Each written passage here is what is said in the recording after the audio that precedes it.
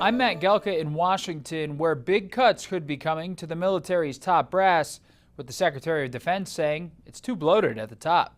We're back with more DoD reforms. Defense Secretary Pete Hegseth is looking to slash the number of the highest-ranking officials throughout the military. In what he calls the less generals, more GIs policy, the Defense Secretary is looking to cut 20% of the military's 4-star generals and 10% of the total number of generals and admirals. It used to be a ratio of 1 general to 6,000 troops. Today, it's 1 general to 1,400.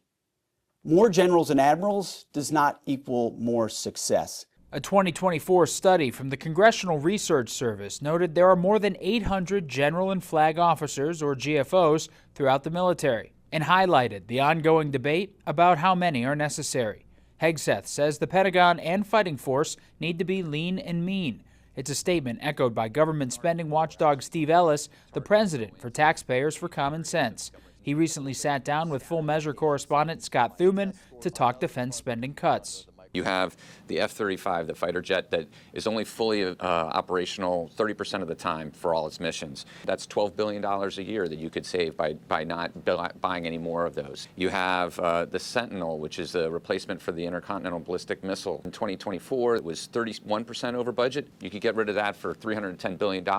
Rhode Island Democratic Senator Jack Reed sits on the Armed Services Committee and said he was skeptical of the reduction of generals' plan, releasing a statement reading in part, eliminating the positions of many of our most skilled and experienced officers without sound justification would not create efficiency in the military. It could cripple it. Hegseth compared the military today to the much larger one during World War II. He said back then, 17 4- and 5-star generals commanded 12 million troops compared to today, where there are 44 4-star generals and admirals leading a fighting force of 2.1 million. Reporting in Washington, I'm Matt Gelka.